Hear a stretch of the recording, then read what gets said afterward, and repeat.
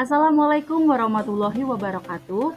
Perkenalkan, kami dari kelompok 4 akan mempresentasikan tugas kelompok dengan tantangan manajemen ASN dan Smart ASN dalam mendukung Smart Governance di Kementerian PU.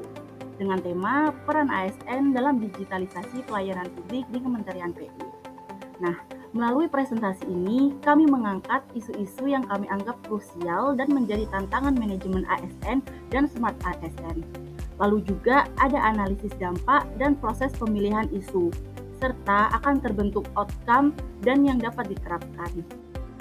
Selanjutnya, berikut adalah kelompok 4 yang terdiri dari nomor absen 19 Hadi Fitria, nomor absen 20 Haris Alfianto, nomor absen 21 Harlen Mederi, absen 22 Hendrianto Nugroho, absen 23 Indria Albila, dan absen 24 Intan Puspitasari.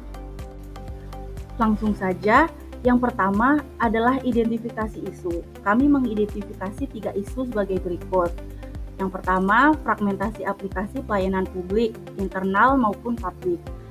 Penggunaannya aplikasi untuk pelayanan internal belum tersentralisasi.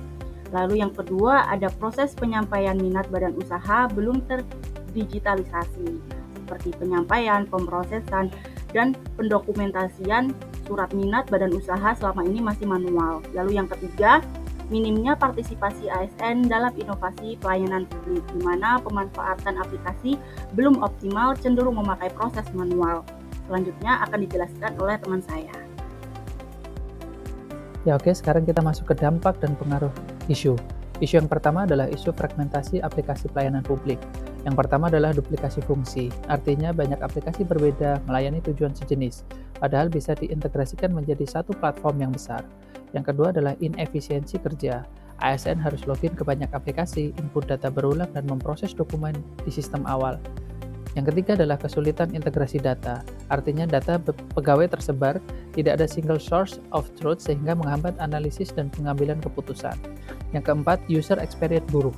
Pegawai bingung menggunakan banyak aplikasi dengan antarmuka berbeda.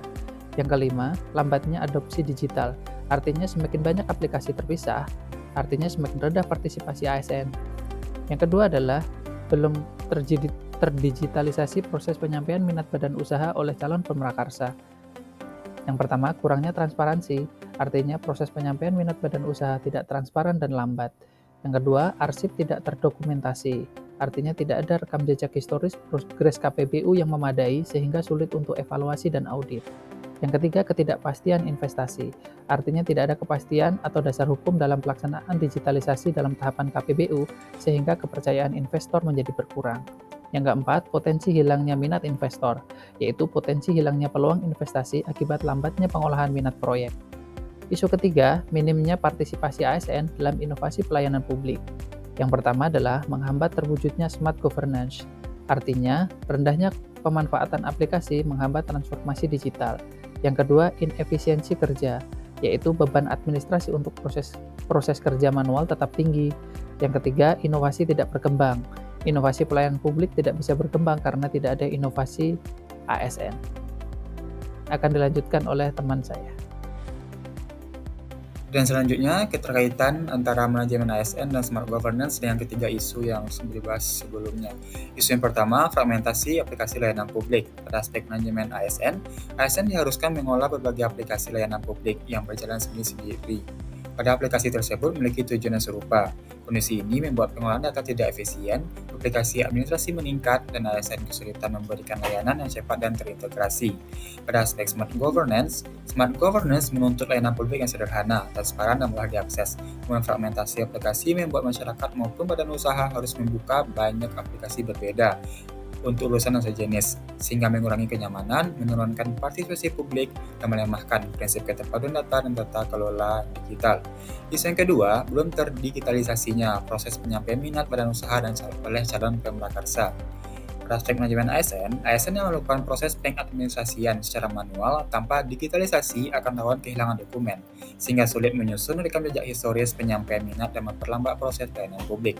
Smart governance, proses manual membuat penyampaian minat badan usaha tidak transparan, lambat, serta berpotensi mengurangi kepercayaan investor terhadap tata kelola proyek KPPU. Isu yang ketiga, minimnya partisipasi ASN dalam inovasi. Aspek manajemen ASN, rendahnya literasi digital menyebabkan ASN kurang memanfaatkan aplikasi yang ada, sehingga inovasi pelayanan dan efektivitas kerja ASN tidak berkembang optimal. Pada aspek smart governance, transformasi digital tidak berjalan maksimal karena ASN masih terbiasa dengan cara manual. Ini akan menghambat tercapainya birokrasi yang adaptif, efisien, dan berbasis teknologi. Setelah itu, kami lakukan penapisan melalui teknik USJ. Setiap isu diberi rentang skor dari 1 sampai 5. Dalam urgensi, itu menggambarkan seberapa cepat masalah harus ditangani, mulai dari tidak mendesak lebih dari 1 tahun, hingga sangat mendesak kurang dari sebulan. Seriousness menunjukkan luas dampak, mulai dari teknis kecil sampai seluruh proyek dan kinerja instansi.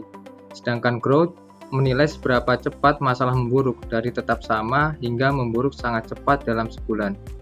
Dari hasil penilaian USG ini, isu dengan skor tertinggi adalah proses penyampaian minat badan usaha belum terdigitalisasi dengan total skor 14. Artinya, isu ini paling mendesak, paling berdampak luas, dan berpotensi semakin memburuk bila tidak segera ditangani. Kemudian kami lanjutkan menggunakan analisis SWOT. Dari sisi kekuatan, ada tim data yang kompeten dan kapasitas ASN yang siap diarahkan ke sistem digital. Namun kelemahannya, proses masih manual, bergantung dengan dokumen fisik, dan belum ada penyimpanan terpusat. Di sisi lain, ada peluang, ada dukungan kebijakan transformasi digital, transparansi yang menarik investor, dan kemajuan teknologi. Sementara itu, ancaman yang dihadapi adalah hilangnya dokumen, lambatnya administrasi yang bisa mengurangi investasi, hingga potensi kerugian negara. Karena itu, digitalisasi proses minat badan usaha menjadi langkah strategis yang harus segera diwujudkan. Selanjutnya, rencana aksi. Pertama, untuk jangka pendek 0-6 bulan. Pertama, dengan penyusunan SOP digitalisasi pelaksanaan proyek KPBU dari tahap penyiapan sampai persiapan transaksi. Kedua, membuat alur kerja sederhana berbasis elektronik, seperti form digital dan pencatatan awal. Ketiga, mengadakan sosialisasi atau pelatihan terkait literasi digital dasar. Selanjutnya, untuk jangka menengah 6-18 bulan dengan cara mengembangkan sistem digital terpusat untuk integrasi pencatatan, penyimpanan, dan pelacakan historis dokumen proyek seperti dokumen LOI, prastudi atau studi kelayakan, dan lain-lain. Selanjutnya, untuk jangka panjang lebih dari 18 bulan, pertama, pengembangan dashboard untuk badan usaha dan internal untuk transparansi status pengajuan dan tanggapan. Kedua, penguatan keamanan data dengan cyber security framework standar pemerintah. Ketiga, evaluasi berkala untuk memastikan sistem adaptif terhadap dinamika kebijakan KPBU. 4. Pelaksanaan sosialisasi atau pelatihan terkait sistem digital terpusat kepada badan usaha, sekaligus feedback terkait penggunaan aplikasi tersebut. Baik, selanjutnya setelah kami mengidentifikasi dan menganalisis isu, serta memberikan rencana aksi, outcome yang kami harapkan dapat terbentuk yaitu proses pelaksanaan proyek lebih terstandar dan transparan, kemudian terwujudnya efisiensi waktu dan biaya, lalu data terdokumentasi dengan baik, aman, dan terintegrasi, lalu ASN lebih kompeten dalam mengoperasikan aplikasi digital, dan yang terakhir dapat meningkatkan minat badan usaha untuk berinvestasi dalam KPBU. Untuk kesimpulannya, belum terdigitalisasinya proses penyampaian minat badan usaha menimbulkan hambatan dalam efisiensi, transparansi, dan akuntabilitas pelayanan publik di Kementerian PU. Digitalisasi diperlukan agar proses lebih cepat, terintegrasi, serta mampu mendukung kepercayaan dan partisipasi di dunia usaha dalam pembangunan infrastruktur. Dengan langkah ini, Kementerian PU akan semakin siap menghadapi tuntutan era transformasi digital, serta mendukung terwujudnya smart governance. Sebagai refleksi, kami membungkusnya dalam sebuah jargon, yaitu digitalisasi proses pelayanan adalah wujud nyata tekad ASN dalam membangun tata kelola pemerintahan yang efektif, efisien, transparan, dan terpercaya.